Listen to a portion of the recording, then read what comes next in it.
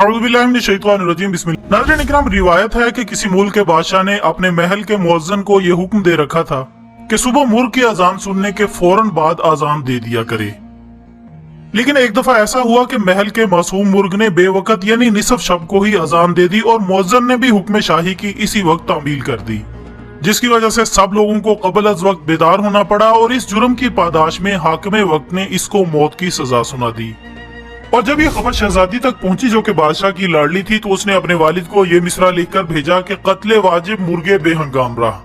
यानी इस सजा का इतलाक तो मुर्ग पर होना चाहिए था, ना कि मुअज्जिन पर। नाज़रीन, चूंकि ये बात आम मुशाहिदे में आई है कि बसा औकात मुर्ग बेवकत अजान का मुर्तकिब भी होता है, तो क्या इसके बावजूद इस पर भरोसा किया जा सकता है? सो आज की इस निशस्त में हम इस्लामी हवालाजात और खास तौर पर अहादीसे नबवी सल्लल्लाहु अलैहि वसल्लम से रहनुमाई हासिल करने की कोशिश करेंगे कि मुर्ग और इसकी अजान के पीछे क्या क्या हिकमतें पोशीदा हैं। नाज़रीन गिरामी, एक दफा एक शख्स ने बाबुल इल्म जनाब अली अल मुर्तज़ा रज़ियल्लाहु तआला अन्हु से ये सवाल किया कि मुझे ये बात समझा दे कि मुर्ग ऊंची आवाज में अजान क्यों देता है। ये सुनकर हजरत अली रज़ियल्लाहु तआला अन्हु ने फरमाया कि ऐ शख्स, जान ले कि ये कायनात और इसमें कायम ये जमीन हम इंसानों की आमद से लाखों साल कबल भी आबाद थी और ये जिन्नात का मस्कन हुआ करता था। और जब अल्लाह ताला ने चाहा कि वो जमीन पर अपने नायब यानी इंसान को उतारे, तो उस वक्त इन जिन्नों को हुक्म दिया गया कि तुम अब सिर्फ रात तक महदूद हो जाओ। जबकि उस वक्त ये मुर्ग, जो कि एक उकाब की मानित परिंदे की सूरत फजा में महवे परवाज रहता था, इसकी कुव्वत परवाज में कमी करते हुए इसकी आवाज को मजीद बुलंद कर दिया गया, जिसके बाद इसको ये जिम्मेदारी सौंपी गई कि रात के खत्म होने और सहर करीब होने के वक्त ये अजान देकर न सिर्फ इंसानों को अल्लाह की इबादत के लिए रागिब करे,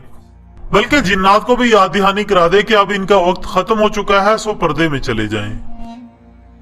नाज़रीन गिरामी, आपने उस शख्स को जवाब देते हुए मजीद फरमाया कि ये अल्लाह की वो मखलूक है कि अल्लाह ताला ने इस मासूम को जिन्नात और फरिश्तों तक को देखने की सलाहियत से नवाजा है, जबकि इसकी आवाज में अल्लाह ताला ने इतना रोब और असर रखा है कि जिन्नात भी इसकी आवाज को सुनकर फौरन भाग जाते हैं। सो आपने उस शख्स को नसीहत फरमाई कि जब भी तुम ये देखो कि किसी इंसान पर जिन का साया हो चुका है, तो कोशिश किया करो कि उस शख्स को मुर्ग की अजान सुनाई जाए और तवक्को रखो कि जिन्नात इसकी आवाज सुनकर भाग जाते हैं। नाज़रीन गिरामी, हम सबका ये ईमान है कि अल्लाह ताला ने इस कायनात में किसी भी चीज को बेमकसद पैदा नहीं किया,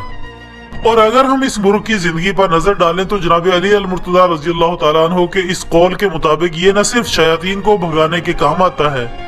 बल्कि ये इंसानी खुराक के लिए गोश्त पैदा करने का एक अनमोल जरिया भी है।